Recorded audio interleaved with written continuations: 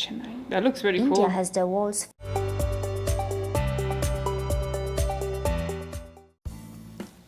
Namaste, welcome to my channel, guys. Welcome to Thinkingnash channel, where we talk and react things related to India. Thank you so much for passing by one more day. You know, mi casa es tu casa, guys.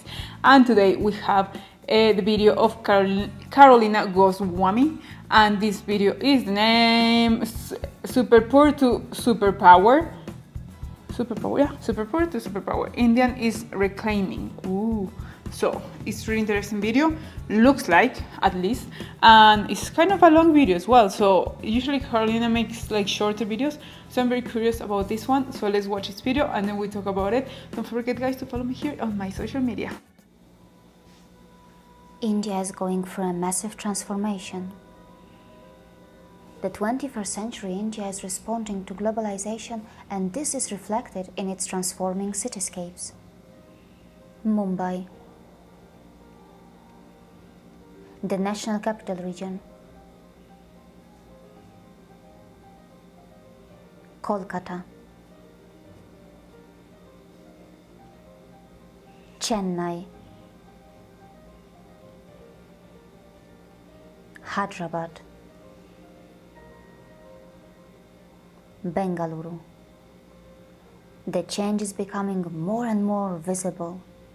The country has brought 271 million people out of poverty between the years of 2005 to 2016. Nice. Standard Chartered's long-term forecast expects India to become the world's second largest economy by 2030, overtaking the US and becoming second only to China. It should be noted that India has already become the third largest economy in purchasing power terms, and in nominal terms, it is the sixth largest in the world.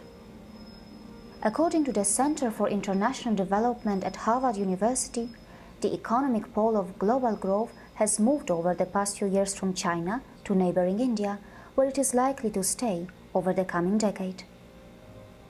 In terms of economic progress, is India becoming the next China? Better. The Beijing-based Chinese think tank, Unbound, thinks so. According to Unbound, China needs to seriously consider and study the rise of India's economy and India's competitive advantage. India, an ancient land with growing young population, is an emerging market power. It is entirely possible for it to become the next China and poses great attraction to the world's capital. The Chinese think tank's apprehensions are not unfounded. Leading international business leaders, think tanks, and global CEOs now consider India as one of the most attractive destinations for investment and technology transactions. What are the conditions that are favoring India? What are the factors that have brought India to the world center stage? What is it that makes India one of the largest growth engines in the world? My name is Karolina Goswami, and in this episode, you will become familiarized a little bit more with the world's largest democracy and the country which is going to play a key role in shaping the future of our planet. Okay. India is the number one offshore destination in the world, accounting for Bengaluru approximately 55% market share of the global services sourcing business. Indian IT companies have a presence in more than 80 countries, and Indian IT giant TCS is set to become the world's third largest IT services company. Chennai. That looks very cool. India has the world's third largest startup ecosystem. It is expected that by 2034, the Indian e-commerce industry will overtake the US to become the second largest e-commerce market. India already has the second largest telecom network in the world, and it is expected to have a total internet user base of more than 800 million by 2021. India has more than 250 million school-going students, which is more than any other country. The country has become the second largest market for e-learning after the US. A report by Ernst & Young stated that by 2030, the emergence of a robust higher education system would enable India to have more than 20 universities among the global top 200. In terms of scientific output, India ranks 5th in the world, and by 2030, it is expected to climb up to 3rd. In Very good. 2017, India ranked first in the Global Retail Development Index. By 2030, it is set to become the third largest consumer market. The number of operational airports in India will rise to 200 in 2 decades, and by 2024, it will overtake the UK to become the third largest air passenger market. Ports, rail, highways. Ambitious infrastructure projects are rapidly changing the face of India. The country is already building a bullet train infrastructure, and it is also working on the Hyperloop. India's state-of-the-art Train 18, which is a semi-high-speed indigenously built train, has already found many global admirers who have expressed an interest in importing it. India is already creating a web of modern urban metro networks in its big cities. After the completion of Phase 4, the Delhi Metro will become the third largest metro network in the world, with a total length of approximately 450 kilometers.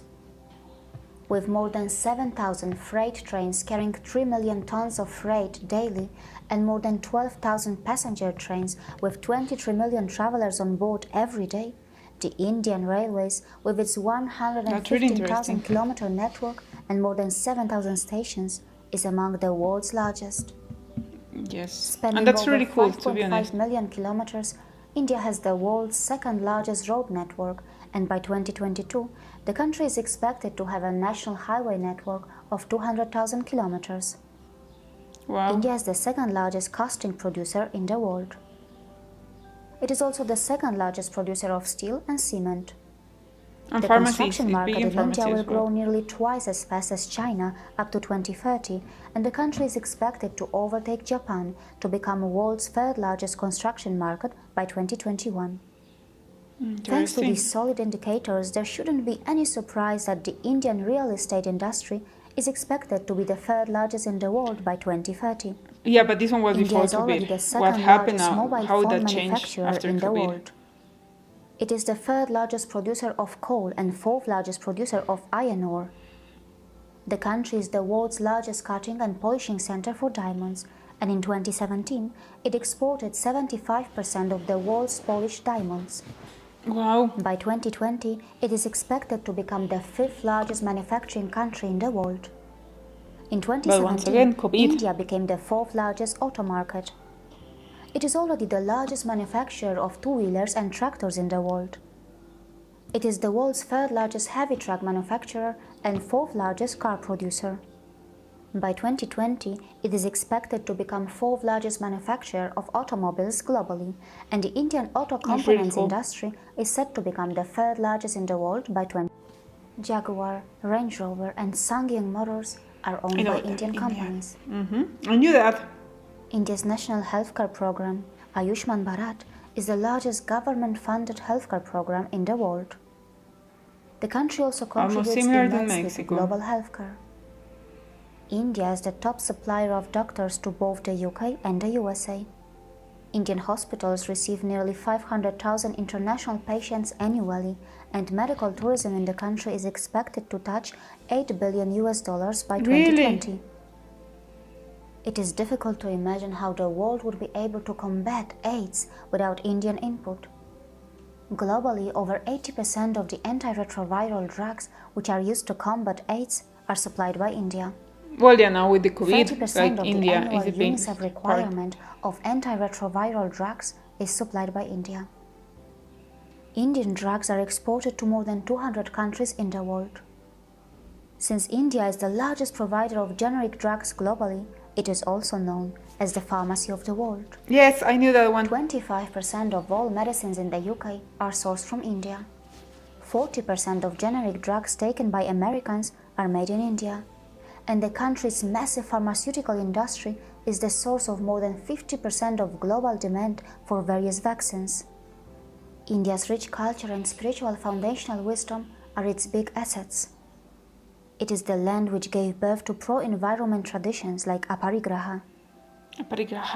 It shouldn't be a surprise that India secured the best score in the Green Dex survey and emerged as one of the least wasteful economies. This is a Karbi traditional home. These traditional tribal homes are one of the finest displays of India's rich heritage. Cool. They represent a combination of intelligent engineering and sustainable living, which is totally relevant in the 21st century. The Indian state, Sikkim, has become the role model for the entire world in organic farming. It is the world's first 100% organic state. Fruit and vegetable production, tea production, silk production, bamboo genetic resources. They read a lot. India ranks second in the world in the big all land these departments. helped them for that too. In other agricultural commodities like rice, wheat and pulses, it is also among the top producers. With as many as 8,000 species, India is the world's second largest exporter of medicinal plants. It is the world's largest producer of dairy, and globally, India has been the largest milk-producing country since 1997. After the United States, Japan and China, India is the fourth largest producer of agrochemicals. Some of the biggest solar farms of the world are located in India. The Indian renewable energy sector is the fourth most attractive renewable energy market in the world, and the country is well positioned to surpass its 2022 renewable energy target. In Paris, India pledged that by 2030, 40% of its installed capacity will come from renewable sources, and it is expected that by 2050, renewables will supply 75% of electricity in India. Thorium is considered to be the nuclear fuel of the future, and India has one of the largest shares of global thorium reserves. India is expected to have 30.5 million international tourist arrivals by 2028, but its real potential is a lot more. With 26 biotic provinces, 10 biogeographical zones, more than 30 World Heritage Sites, a 7,000-kilometer coastal line, as well as its mountains, deserts, rainforests, islands, volcano, salt flats, wildlife, and tribal habitation, India is incredibly diversified. Its 29 states, 7 union territories, 4,000 cities, and 600,000 villages have a lot of hidden potential. Many of them are not yet fully explored and discovered. In 2017, India ranked first in the world's first digital traveler rankings when it was revealed that it had the most digitally advanced travelers. There is no denying that India is emerging as a lucrative expat destination. Definitely. It is the 12th best country to live in as an expat.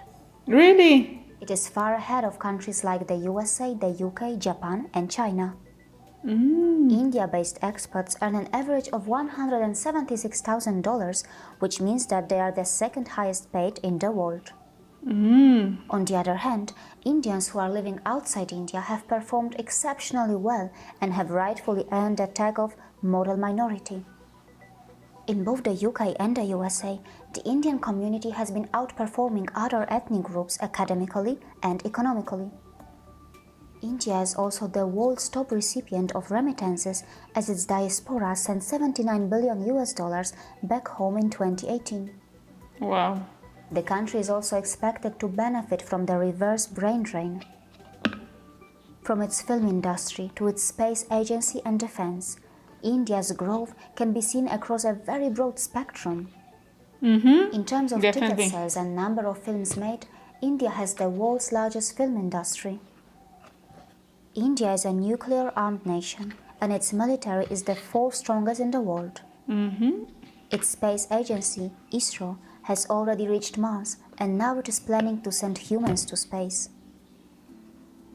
For its commercial arm, Antrix, it has launched hundreds of foreign satellites for multiple developed and developing nations.